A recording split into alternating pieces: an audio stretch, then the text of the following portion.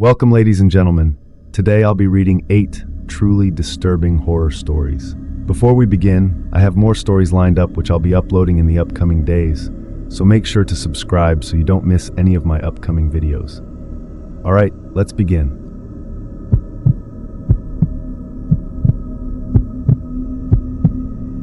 I was house sitting for my brother while he and his wife went on a 2-week vacation to Europe. They live in a quiet suburban area just outside of Seattle, in one of those cul-de-sac neighborhoods where all the houses look the same and people wave from their driveways. The job was simple: watch the house, water the plants, feed their dog Max, and bring in the mail. Nothing out of the ordinary. The first few days were peaceful.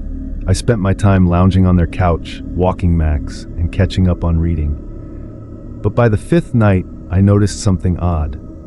I'd leave my phone charger plugged into the kitchen wall, and the next morning it would be gone, only to turn up later in a different room. I chalked it up to forgetfulness. Maybe I was more absent-minded than I thought. But then other things started happening. The back door was unlocked one morning when I was sure I'd locked it. A half-full glass of water appeared on the counter, and I hadn't poured it. Max started barking at empty doorways. Always the same one, the basement door at the end of the hall. I tried to ignore it, but that changed on the 8th night. It was around 2:30 a.m. I was half asleep when I heard the unmistakable sound of a door creaking open. Not slamming, just a slow, deliberate squeak, followed by a soft thud. Max growled quietly from beside the bed. I sat up, heart pounding. The hallway was dark, but the nightlight near the kitchen gave off just enough glow for me to see that the basement door was slightly ajar. Now, here's the thing. I hadn't even opened that door once. The basement gave me the creeps. I didn't need anything from down there. I grabbed the heaviest thing I could find, a metal floor lamp, and made my way down the hall. The door creaked a little more as I touched it. Max stood behind me, low growl in his throat. I flicked on the basement light and slowly stepped down the stairs. At the bottom, in the corner by the water heater, was a rolled-up sleeping bag. A flashlight lay next to it. A few granola bar wrappers were scattered nearby, a used water bottle, and a notebook. I picked it up and flipped through it. Pages and pages of messy handwriting, observations, times, names. He leaves the house at 3 p.m. She doesn't come back until dark. Dog sleeps in the bedroom. I can hear snoring. And worse, think I can come up tonight. I nearly threw up. I backed up the stairs and called 911. Police arrived within minutes. They searched the basement and found a man hiding behind some old storage bins. He was filthy, disheveled, carrying a small knife. He didn't say a word as they cuffed him and took him out. According to the cops, he'd broken in weeks before my brother and his wife left. There was a loose basement window at the back of the house, tucked behind a bush, easy to miss. They believe he had been living down there for a while, just listening, watching, only coming up at night, maybe when I was asleep, eating food from the pantry, using the bathroom, writing in that damn notebook. If I hadn't heard the door creak open, if Max hadn't growled, I don't know how much longer he would have stayed, or what might have happened.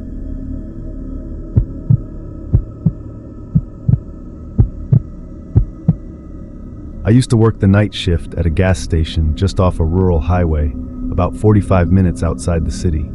It was a lonely job, but the pay was decent, and I liked the quiet. Most nights were uneventful.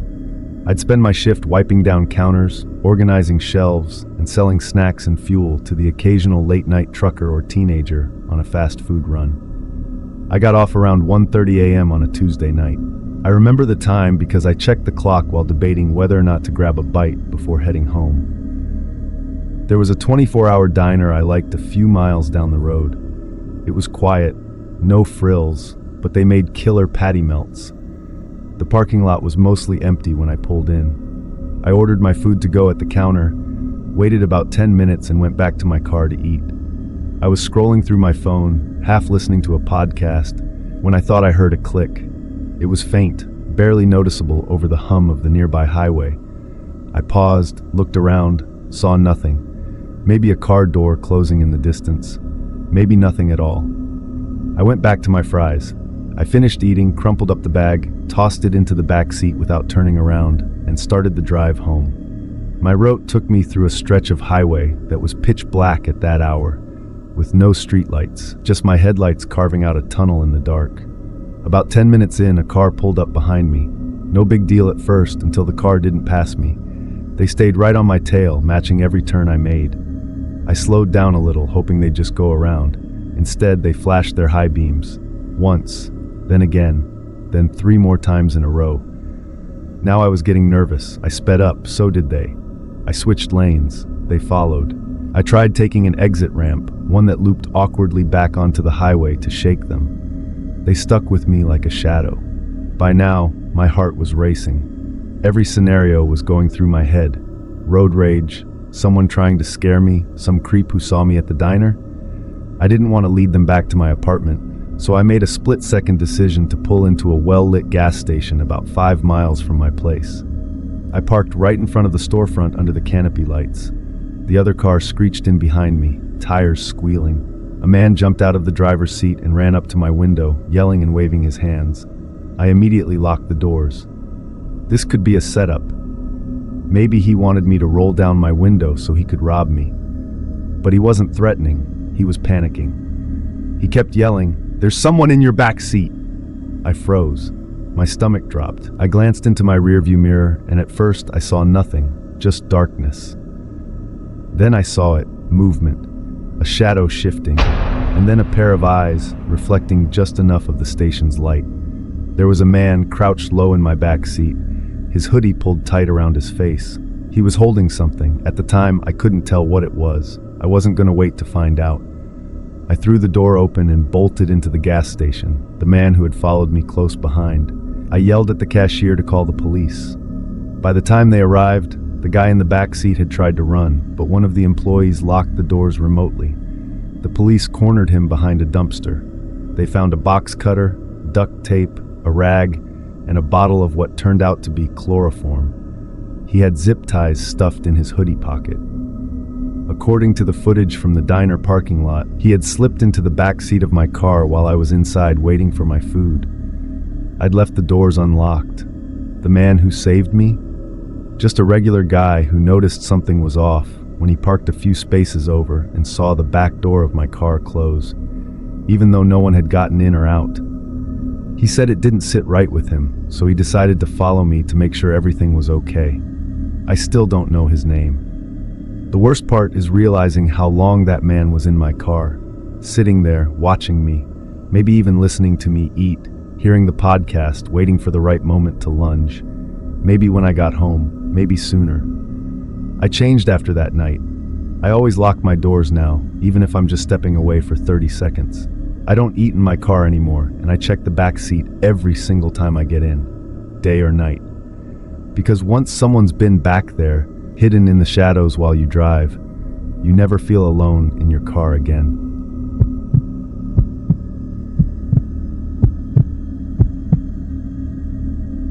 In my mid-20s, I was struggling financially and needed a cheaper living situation. I ended up finding a room for rent on Craigslist. It was in a decent neighborhood, and the rent was half of what I was paying at the time. The guy renting it out was named Aaron. Mid-30s, quiet, a little off, but not in a threatening way. He said he worked nights at a warehouse, so we'd barely see each other. That sounded perfect to me. The place was clean, the room was fine, and he seemed to keep to himself. I moved in the next week. The first month went smoothly. We exchanged a few words here and there, but mostly kept to ourselves. I worked from home, so I was usually alone in the house. He'd come home around 4 a.m. and be gone again before noon. Sometimes I'd hear him walking around upstairs, pacing for a while before bed. Normal stuff. But then little things started to feel off. I'd hear doors creak open when I knew they were shut. Sometimes I'd go to the kitchen in the morning and see that the silverware drawer was pulled halfway open. Once I found the fridge door slightly ajar and milk spilled on the floor. I assumed Aaron was just careless, maybe tired from night shifts. Then one night, I couldn't sleep. It was around 2 a.m., and I was scrolling on my phone in bed when I heard footsteps outside my door. Slow, deliberate. I froze. My room was at the end of the hallway, and my door was shut, lights off. The footsteps stopped directly in front of my room. And then I heard something even worse. breathing. Shaky, quiet breathing. Just on the other side of the door. I didn't move. I barely breathed myself. It stayed like that for maybe a minute before I heard the soft creak of someone walking away. I didn't sleep at all that night. The next morning, I casually asked Aaron if he had been up late. He just shook his head and said he got home at 4 and went straight to bed. Something about the way he said it made my skin crawl. I started locking my bedroom door at night after that. A few days later, I bought a cheap indoor security cam and placed it on the shelf across from my bed, pointing at the door, just in case.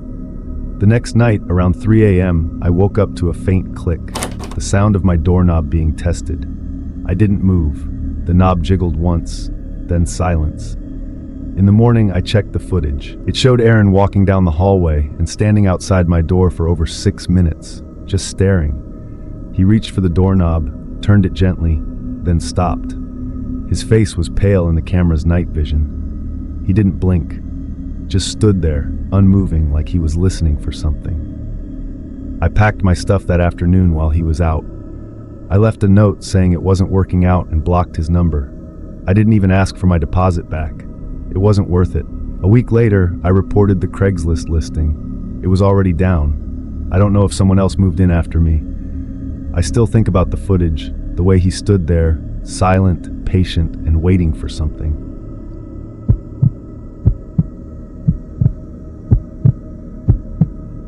I was driving home from a camping trip late one night. I'd been out in the woods with a couple of friends for the weekend, and after they all left earlier that afternoon, I decided to take the scenic route home. The plan was to enjoy the quiet and clear my head before heading back to the chaos of my job in the city. The road I was on cut through a national forest. It was beautiful during the day, rolling hills, pine trees for miles, occasional deer sightings. But at night, it turned into a black tunnel with barely any streetlights and no cell signal. My phone had died about an hour earlier, and I was relying on memory and occasional roadside signs to guide me. It was around 1 a.m., and I hadn't seen another car in at least 30 minutes. Just endless road and my headlights slicing through the dark. That's when I saw it, a car parked on the shoulder, hazard lights blinking in the pitch black, faintly strobing the trees behind it. As I approached, I instinctively slowed down. A man was standing outside the car, near the rear bumper. He turned toward me and began waving his arms. At first, I thought he might have broken down or maybe hit a deer. But the way he waved, it wasn't frantic, it wasn't desperate. It was almost casual. Just a slow, controlled motion, like he was signaling a friend across a parking lot. No urgency, no distress. Something about it felt wrong. I drove past without stopping. My instincts were screaming not to pull over. I figured if it was legit, I'd call State Patrol once I had service again. A few miles down the road, I glanced in my rearview mirror. Headlights. At first, I brushed it off. But as the minutes passed, I realized it was the same car. Same make and model. Same busted passenger side headlight I'd noticed when I drove past. He was following me. I changed lanes. So did he. I took a random exit. He stayed with me. I began weaving through back roads, trying to shake him. He stuck to me like glue. By now, I was genuinely panicking. My heart was racing, and my hands were slick with sweat on the steering wheel. I knew I couldn't go home and let him see where I lived. I had to lose him, or at least get somewhere public. I spotted a 24-hour gas station and pulled in, parking right under the lights near the front doors. The other car slowed as it passed, then kept driving. He didn't stop. But he didn't speed away either, just cruised by like he was taking a casual look around. I waited in the car for 20 minutes, engine running, eyes on every vehicle that passed. Eventually, I drove a few blocks over to a diner lot and waited some more. Nothing, no headlights, no sign of him. I finally got enough signal to call a friend and kept her on speaker the rest of the way home. The next morning, still shaken, I did some digging. Local news, police scanner threads, anything. That's when I saw it. A woman had gone missing 2 nights earlier in the same general area. Her car was found on the shoulder of the highway, doors locked, engine off, no signs of struggle, just vanished. They released a statement asking for any witnesses who had driven that road. The details lined up almost exactly. Same highway, same time of night, similar location. They didn't mention a man or another vehicle, but I reported what I saw. I never heard back, and they never found her. I don't know if it was the same guy, maybe it wasn't, but I think about what might have happened if I'd stopped, if I'd opened the door, even just cracked the window to ask what was wrong. He was waiting for something, someone, and I think I almost became her replacement.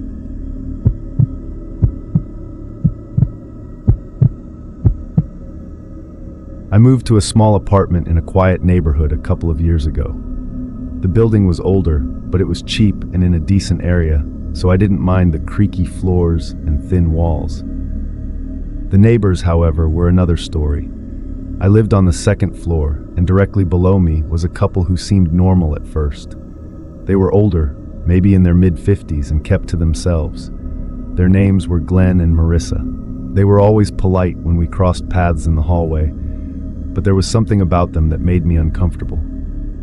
They'd smile a little too wide, stare a little too long, and always seemed to know when I was coming or going. It started with small things. I'd come home from work and notice my door had been slightly opened, as though someone had been inside. I'd chalk it up to my own forgetfulness. After all, the locks were still intact, and nothing seemed to be missing. But then, things escalated. One morning, I woke up to the sound of knocking on my door. It was 7:30 a.m. I wasn't expecting anyone. I looked through the peephole, and there they were, Glenn and Marissa, standing in the hallway with the most unsettling smiles. "We were wondering if you wanted to join us for breakfast," Glenn said, his voice overly friendly. I didn't want to be rude, but I barely knew them. I politely declined, explaining that I had to leave for work. They didn't seem to mind. They just nodded, and Glenn said, "Well, maybe next time." The next few days were strange. I started hearing voices through the floor at odd hours, soft murmurs, a hushed laugh, the sound of something scraping against the walls. I'd knock on their door a few times to check, but there was never an answer. It was as if they weren't home. I couldn't tell what they were doing, but it was unsettling. I started sleeping with earplugs in. One evening I came home to find a note stuck to my door. It was written in black ink with a messy hand. "We know what you've been up to. Don't try to leave." I froze, staring at the note for a long time before slipping it into my pocket. My mind raced, thinking about the strange things I had been hearing. What did they know? How had they been watching me? I couldn't sleep that night. I spent hours staring at the ceiling, hearing faint thuds and scratching noises from the apartment below. It felt like they were just waiting for me to make a move. The next morning, I called the police. They came and did a wellness check on Glenn and Marissa, but by the time they arrived, they had already disappeared. The apartment was empty, the locks changed. They left no forwarding address, no sign that they ever lived there. I moved out a few weeks later, but I still don't know what they were doing. I never found out how they knew things about me. All I know is that I wasn't just living next door to them. I think they were living inside my life, watching my every move, waiting for something.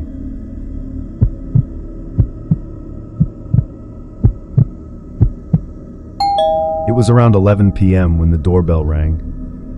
I wasn't expecting anyone, and it startled me. My apartment was on the second floor of an old building in the city, and I rarely had visitors after dark. I had just finished eating dinner alone, enjoying the quiet, when the sudden ring of the doorbell pierced the silence. I hesitated for a moment before walking to the door, my mind racing with questions. Who could it be this late?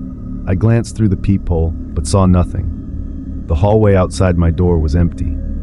My heart began to race, but I convinced myself it was probably some mistake, maybe a delivery or someone accidentally ringing the wrong doorbell. I opened the door slightly, peering into the hallway. It was quiet. No one was around. I stepped out cautiously, looking up and down the hallway, but there was no sign of anyone. I chalked it up to a prank or a delivery person who had rung the wrong doorbell by mistake. I went back inside, locked the door, and tried to forget about it. But just as I settled back into my chair, trying to shake off the unease, the doorbell rang again. I froze.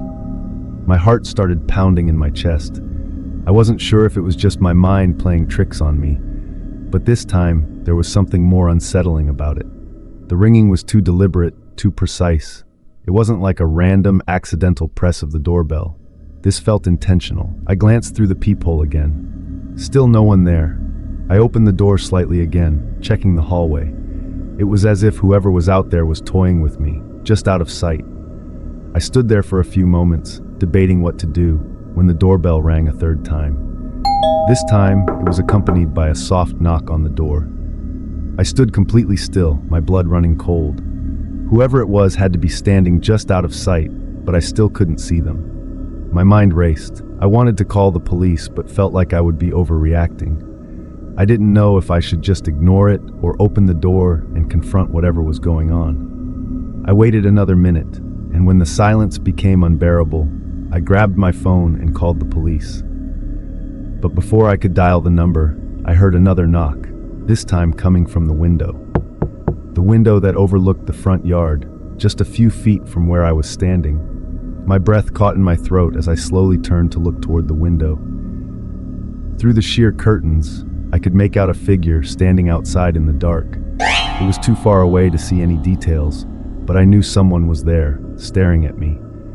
My heart pounded as I backed away from the window, feeling an overwhelming sense of dread. I called the police, this time frantically. They told me to stay inside, lock all my doors, and wait for them to arrive. The waiting felt like an eternity. The police arrived 20 minutes later, but when they checked the area, there was no sign of anyone. No one had been on my doorstep. There were no footprints or evidence that anyone had been near my window. They took a report, told me to stay alert, and left. But that night, I couldn't shake the feeling that someone was still watching. I left my lights on, checked the locks, and stayed awake for hours. The next day, I found a small folded note under my door. I opened it, my hands trembling as I read the words. "You didn't answer the first time, but I'm not going anywhere." It's been weeks since that night, and I still get a sinking feeling every time the doorbell rings. I've moved since then, but I can't forget the look on the figure's face. I don't know who it was or what they wanted, but I'll never forget the way they just stood there in the dark, waiting.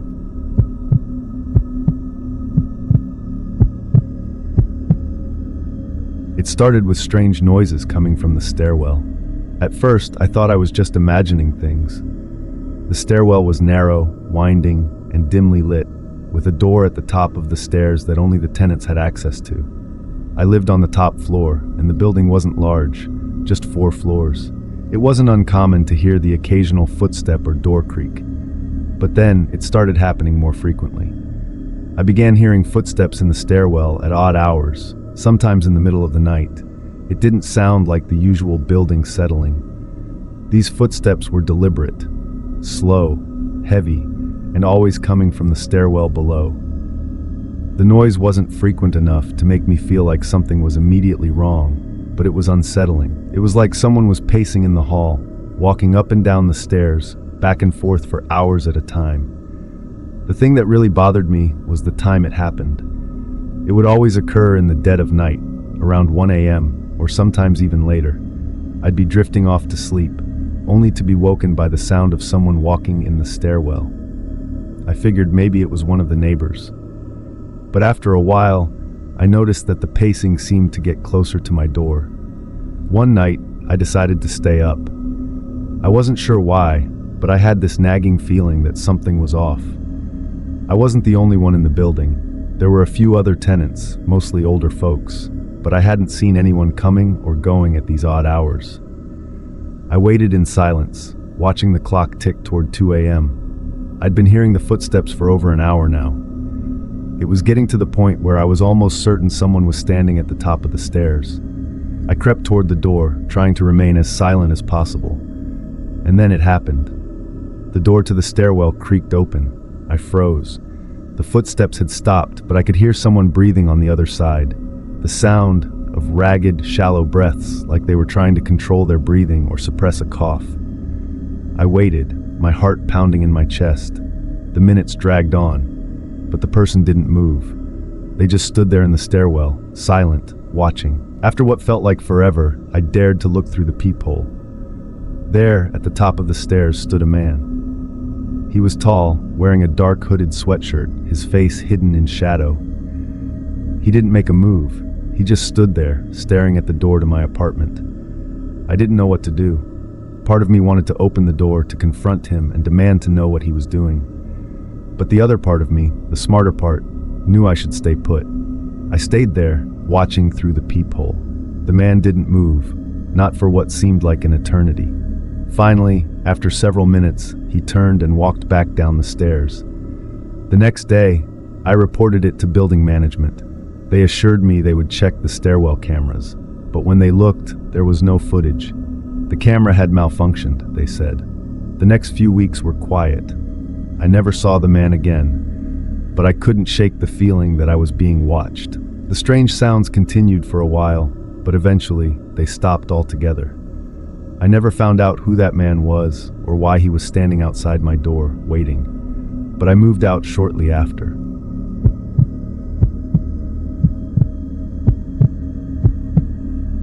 At first, the phone calls didn't seem like anything to worry about. They were just wrong numbers, or maybe telemarketers, annoying, but not alarming. But as the calls kept coming, they started to feel different. I live alone in a small apartment, and I was getting a lot of calls late at night. They were always from unknown numbers. At first, I'd pick up, thinking it was a mistake or someone needing help. But when I answered, there was always just silence on the other end. No one would speak, just dead air. I tried blocking the numbers, but that didn't stop the calls.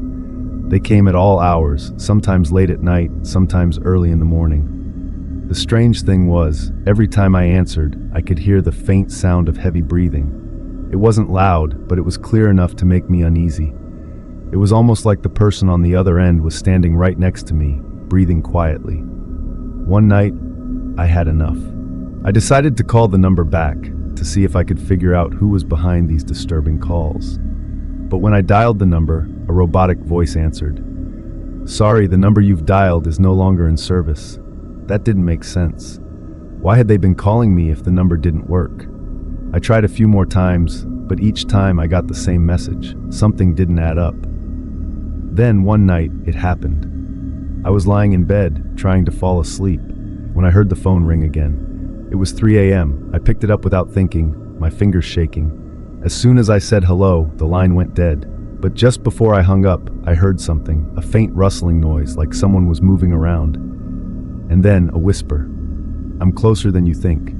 I immediately hung up and sat there in silence. My mind was racing. Who was doing this? How did they know where I lived? That night, I couldn't sleep. I kept my phone near me, listening for any strange noises or more calls. But nothing happened. The next morning, I found a small note slipped under my door. It was written in messy handwriting, with a black marker, "You can't hide." I immediately called the police. They took the note and asked questions, but there was little they could do. They told me to be careful, to lock up, and that they'd keep an eye on things. But the calls didn't stop. They came every night, getting more frequent, more insistent. A few days later, I went to my window and noticed something strange. My car was parked right across from my apartment building. The lights were off, but there was someone sitting inside. It was too dark to see who it was, but I didn't need to know. I packed up and moved the next day. The calls stopped immediately after I left, and I never looked back. But to this day, I can't help but wonder if I was being watched all along. I don't know if it was the person in the car or someone else, but I'll never forget the voice on the other end of that phone. And I'll never forget the words, "I'm closer than you think." This was it for today, ladies and gentlemen. I hope you enjoyed these spooky stories as much as I did. Feel free to share your thoughts about these stories in the comments below. If you have any scary experiences of your own, also feel free to share them with the world. Make sure to subscribe so you don't miss my next video. I will see you in the next one. Take care and stay safe.